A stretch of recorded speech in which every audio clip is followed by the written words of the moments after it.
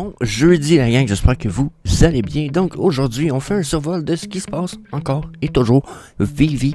Là, on a des news sur les Incredibles qui sont les indestructibles qui vont dropper sur Vivi. Je vous avoue que je suis un peu surpris. On a l'article de Disneyland Resort Fantasyland Series avec Alice au Pays des Merveilles. Puis on a la big news du payout qui s'en vient finalement avec un système semblable à celui passé, mais on va quand même survoler celui-ci. Puis on fait un survol du marché secondaire Vivi. So, yeah, that's it.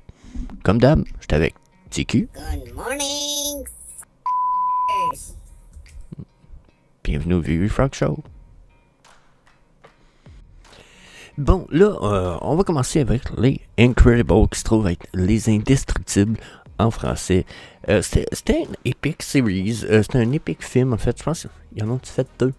Ils en ont fait un, deux, je me rappelle plus. C'est à peu près dans le même temps qu'ils ont sorti, il me semble, le premier film des 4 Fantastiques. Donc c'était cool. En même temps, c'était vraiment style 4 Fantastiques pour les enfants. Avec c'est ça. Ça fait très j'ai jamais trippé sur ce film-là. Je m'attends pas à ce que ça soit super hype non plus. Je vous avoue que quand c'est sorti hier, je me suis même dit, hein? C'est Pixar qui a fait ça? Ah oui, c'est vrai, c'est dans la légende. Puis là, ben, quand je vous dis la légende, c'est que je suis encore en construction de cette vidéo-là, en passant, pour ceux qui se rappellent quand j'en ai déjà parlé il y a plusieurs mois. Il y a une grosse légende alentour de Pixar, puis du fait que tous les films de Pixar sont du même univers, puis que le Pizza Planet Truck a une raison d'exister, puis que la porte qu'on a eue, c'est probablement une porte qui permet de voyager dans le temps, puis que Boo, la fille dans Monster Inc., qui est l'enfant, est probablement la vieille dans le film Red Fox. En tout cas, genre super huge. Puis là-dedans, le bébé est important.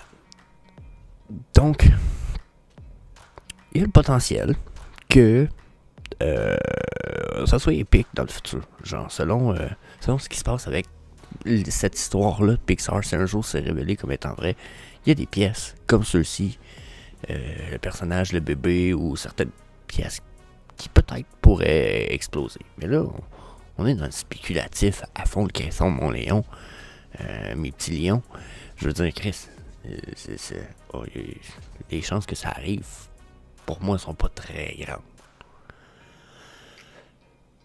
Ceci étant dit, le collectible, de prime abord, le monsieur, il a l'air très bien. Je veux dire, checker la quality, elle a l'air aussi belle que celui du film. Je me rappelle du film, c'était super nice. Je vois pas de problématique là. Je t'aimais regarder le c'est drôle un peu, mais il était vraiment bien fait, le bonhomme. Justement, la madame, elle avait un corps avec une bonne paire de fesses. Puis c'était... Je vais dire ça comme ça, c'était réaliste. C'était... Ouais, ça faisait vrai. Fait que j'aime beaucoup, jusqu'à un certain point, le côté, checké, le côté Human Torch. Hein? C'est pas genre... Genre, c'est ça. C'est pour ça que je vous disais, c'est très 4 Fantastique, parce que la fille, elle devient invisible. Celui-là, c'est un Human Torch, en tout cas. Et ça fait très un peu plagiat. Mais, non, pour vrai, c'est le côté un peu qui me manque, peut-être. C'est que j'ai l'impression que ça nous manque ces films de ce style-là chez Pixar. Un peu plus old style. Checker la vibe que ça a, genre, oups. Ah, pis elle, c'est la femme élastique. Elle n'est pas invisible, elle est élastique. Fait que c'est très... c'est très drôle. Je trouve ça amusant. J'ai pas détesté. Je suis plus du style... Ok, c'est un... Pour moi, ça fait un peu style... vieux film. Vieille IP. Je sais pas quoi penser de ça. Je suis quand même chill parce que la qualité a l'air incredible. Ici, peuvent-ils être animated? Peut-être que là, ils vont gagner beaucoup en potentiel. Puis, low mint. Yeah, c'est mon avis personnel. Laissez-moi savoir ce que vous en pensez, bien entendu, dans les commentaires sous le vidéo. Oh, hey, sur une bulle, je me suis dit, hey, ils ont-tu fait des comic books là-dessus? Ben oui, sacrément. 2009, ils ont sorti des comic books. Il y en a même, genre, regardez, graded ici, 292, 292, 259, graded 9.8. Il y a du stock des Incredible en comic book à vendre. Genre, je suis un peu surpris de ça, mais en même temps, je le suis pas. Il me semble que ça fit super-héros qui a besoin de comic book. Donc, je trouve, check ça, il est bien beau, lui. Oh my god. Je veux dire, I like it. Je sais pas, ils ont pas l'air d'avoir de vraies versions. Regardez, loading. Je sais pas si vous comprenez, j'ai pas de grading, de price de grading, mais ça reste incredible. Dites-moi si déjà ça pourrait vous intéresser pour dans les comic book mystery pack opening qui s'en viennent sur la chaîne. Donc laissez-moi ça savoir. Puis bien entendu, j'ai fait un post aussi. Le lien va être dans les commentaires du vidéo. N'oubliez pas de faire un petit vote sur le post Twitter. C'est pas Twitter, c'est YouTube. C'est dans mon community tab. Juste allez voir dans les commentaires, cliquez sur le lien et faites le vote. Yes. C'est ce que je veux. That's it next. Pour notre prochain arrêt, on y va avec Alice in Wonderland. Je veux dire, bon, je vous le savez, je n'étais pas thrill. Je suis pas autant. Je suis toujours pas super thrill. C'est ça que je veux dire maintenant. Mais je suis un peu plus content de ce qu'ils en ont fait. Là, déjà, ils ont enlevé le blind box. OK? Regardez, la note est ici. OK? Ce drop-là a été updaté, mis à jour de blind box à individuel drop, vente individuelle, pour donner aux collecteurs plus de flexibilité afin de compléter leur set. Puis ça, c'est probablement parce que c'est pas le genre de stock qui croit qu'il va sold out. Puis moi, je crois que certaines pièces ont le potentiel de sold out, vu justement le changement de cap de cette version. Dans la mesure où il y a des versions qui ont l'air beaucoup plus intéressantes que d'autres. Okay? Bon, déjà, on a le Disneyland, celui-là ici, qui est le Resort Fantasy Land Series It's a Small World. Okay? Si je regarde ça ici, ça a été créé par l'imagier Paul Hartley en 1966.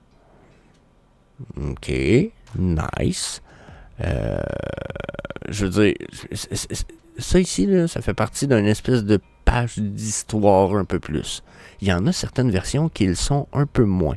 On a celui-là ici qui a été créé par Sam McKim. Je sais pas qui sont ces personnages-là, mais ça fait partie des choses que on va le faire probablement très bientôt, plus en profondeur sur la chaîne, sur des lives, pour les abonnés qui vont avoir leurs abonnements sur la chaîne, parce que bien sûr, les abonnements qui s'en viennent sur la chaîne, oui, avec des frais, mais avec avantage. So, pour ce qui est de Sam McKim, comme je disais, I don't know who the fuck is that shit. Je sais pas c'est qui cette merde. C'est peut-être probablement pas une merde. Sûrement pas, en fait. Mais, je sais pas c'est qui. Sauf qu'encore là, vous comprenez, c'est genre des pièces d'histoire. C'est lequel qui est pas une pièce d'histoire? Là, on a celle-là de Dumbo. Hein? Déjà, il est quand même cool.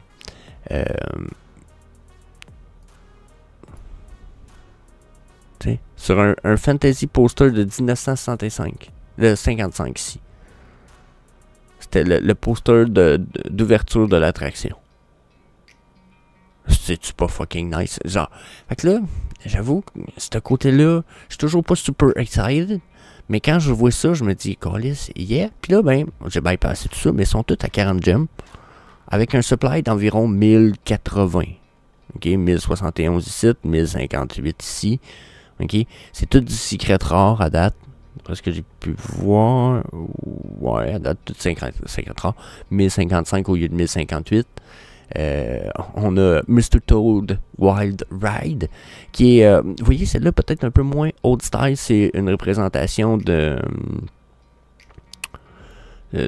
manège qui existait dans le temps, mais c'est un poster rétro style qui a été créé en 2008. Bon, 2008, c'est pas si vieux que ça, 2008, mais ça va faire quand même au-dessus de 15 ans déjà. Fait que le potentiel de peut-être que ce soit une pièce qui prenne en valeur vu ce qu'elle est. Ça peut être cool. Là, c'est sûr, un autre point important, celui de mon avis, c'est de savoir leur potentiel. Puis comme je disais, on le fera pas aujourd'hui. On va le faire dans des lives dans le futur pour des pièces comme ça. C'est d'aller voir les pièces physiques valent combien. Est-ce qu'il y en a des milliers et des milliers sur le marché depuis 2008 ou c'est très rare? Okay? Si c'est très rare en pièces physiques, très bon potentiel. Pièces digitales, hein, bien entendu. Les deux vont de pair et plus que le monde digital s'en va du côté collectible, plus que le monde physique du collectible recommence à grandir de façon assez exponentielle. J'ai parlé avec certaines personnes qui travaillent dans des grosses entreprises au Québec. On parle de face-to-face game, Gamekeeper Online, des grosses affaires, ok? Le monde du collectible, le vieux collectible, du stock gradé, du stock, ça commence à faire d'un prix, puis dans la demande, et etc. Donc, et tout ça associé souvent en plus à des pièces digitales. Donc, ok. Donc, même chose ici, Peter Pan. Peter fucking Pan. That's interesting, you know? So, yeah, toutes des belles pièces. 40 gems, je veux dire. Fuck yeah. Puis, faut que je passe tout de suite à d'autres choses parce qu'on est déjà rendu à 10 minutes de vidéo. Puis, on n'a pas fait le tour du cash out encore. So, yeah. Cash out, baby, cash out. Donc là, la nouvelle est sortie hier. Boom, big update. Ils nous disent en préparation du retour pour le payout avec notre nouveau provider de money payout. Il dit on est en train d'additionner des utilisateurs avec qui ont certains critères spécifiques à la base bêta de test. Puis chaque phase qui marche bien, qui fonctionne, va nous permettre d'additionner des nouveaux mondes pour le payout, puis jusqu'à temps que tout le monde soit cool. Bon, là, il dit là l'article payout. Let's go, l'article payout. Donc là, certains points importants peut-être à reviser. Il va falloir avoir 500 gems minimum dans votre compte pour pouvoir cash out. Et le minimum de cash out va être de 100 gems. Donc, vous avez 500 gems, vous allez pouvoir cash out, il va vous en rester 400. Rien de super extrême là. Ensuite, le maximum qui va être possible de retirer par semaine, ça va être 50 000 $. Donc, 50 000 par semaine, par personne. Sensiblement raisonnable, ça vous fait quoi? 50, ça fait 200 000 $ par mois. Vous êtes capable de retirer ça. Vous êtes capable de manger. Vous êtes capable de manger, ça devrait être correct. Ça devrait être correct. Je suis quand même pas mécontent. Ils disent bien entendu, ça peut prendre jusqu'à 5 à 7 jours pour le transfert, ce qui, encore une fois, me semble tout à fait normal. Il va falloir être KYC, bien entendu. Il va y avoir certaines choses pour pouvoir utiliser. Bon, il parle du processus pour utiliser le cash out. Je sais pas s'il y a des trucs bien importants à survoler là-dedans, à part le fait que... oui, je trouvais ça intéressant. Puis j'imagine que c'était déjà le cas, en fait. J'ai pas eu à cash out encore. Il y a le 2FA qui va demander d'être fait pour le cash out. Puis ils vont même avoir une demande d'utiliser la caméra pour une facial liveliness check. J'ai bien aimé parce que ce qui parle ici, ça va être d'utiliser la caméra, mais pas simplement pour les photos, mais pour une vidéo, ce que vous montrez votre visage, vous avez votre téléphone en visage, vous allez devoir bouger comme ça pour au moins confirmer le transfert. Ça va être fait, bien entendu, dans votre compte de banque. Vous ne pouvez pas faire déposer ça dans le compte de votre copine, puisque votre compte est à votre nom. Votre Vivi account, quand je dis votre compte. Donc, yeah, payout fee de 10% pour la transaction. Il peut y avoir des frais de transfert dans les banques américaines de 1 $. Pour les autres banques dans les autres countries, ça va être 20 $ de frais de transfert. Donc, probablement que si, exemple, je me fais envoyer 50 000 $ dans mon compte, il y a 10% qui est pris pour les frais, il y a 20 $ qui est pris pour le transfert, et etc. Il explique encore une fois tout ça ici. Incredible, je veux dire. C'est good. Pour moi, la news reste super régulière dans la mesure où c'est une crise de bonne news pour tout. On va pouvoir cash out. C'est un liquidity out. C'est cool. C'est cool. Je veux dire, aucune critique là. Au contraire, je leur lance des fleurs, ça revient au moins. OK? Ce que ça m'amène, par exemple, c'est que pour notre market, ça risque de nous amener des rise in price. So, là, on regarde ça rapidement. La différence avec le all-time low ici, regardez, on a quelques pièces sur le all-time low. J'aime beaucoup Nemo à 55 gems. Je vous avoue que Nemo, 55 gems, all-time low, si vous réfléchissez comme il faut en ce moment, là, il y en a 14% des 2100 versions. Ça veut dire qu'il y en a environ 300 minted. 300 Nemo minted. that's fucking low. Genre, c'est crissement bas. Je veux dire, vraiment, vraiment, vraiment bas. Très belle pièce. Ensuite, là, il y a des trucs, bon, il y a les posters, c'est cool.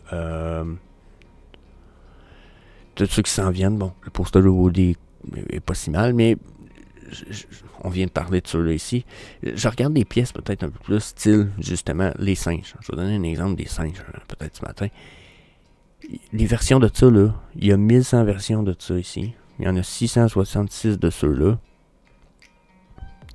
Ça vaut 40 gemmes au plus cher.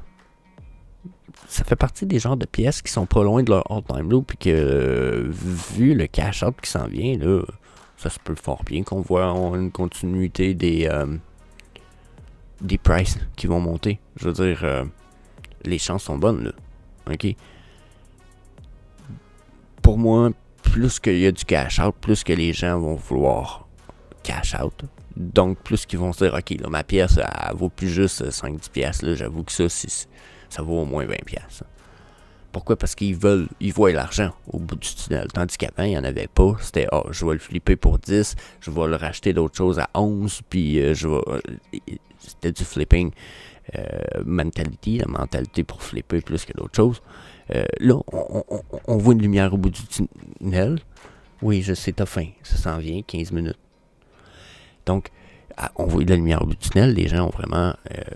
ils vont se dire, OK, là, ça vaut probablement plus, je suis prêt à vendre cette pièce-là, pour la prendre pour de l'argent. Dépile-toi. Donc, pour moi, il y a des très belles pièces comme les singes, comme ceux-là ici.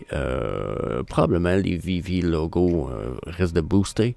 Donc là, on est en différence avec le all-time low sur le market, OK, bien entendu. Donc, étonnante un petit peu, je m'excuse. Donc, il y a des très belles pièces. Pour moi, il y a des... le Oswald qui est jugé comme étant un grill, selon des vidéos. Tu sais, le owner de la app qui dit « Ah, ça, c'est un de mes grills. J'en ai de ça, une coupe. » Ah ben, surprise. Je sais pas pourquoi, je suis pas surpris. Surtout que sa règle, c'est de base, c'est 3 de chaque. Bon, ben, il y en a 3 dans le set. Fait que lui, il y en a minimum 9. Là. Il y a 3 sets de chaque. 3 sets, c'est sûr. Donc, je joue des pièces comme ça, là. Je me dis, moi, le potentiel est encore très bon sur le court terme de faire de l'argent à la gang. Donc, yeah, vérifiez ça.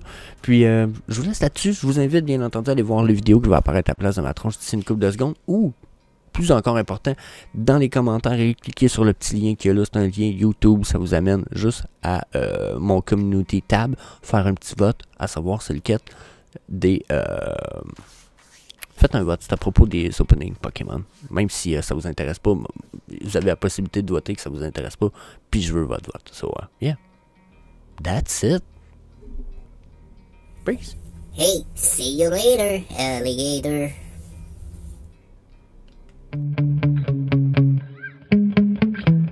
Yeah. Sometimes I get so mad, there's no controlling me. My thoughts get so bad, I'm like, I might grab a bat, I don't know. My wrath, my blood boils over like, oh God, here goes. I lost all feeling from my head to my toes. You said some shit that I can't let go, so just stay tuned.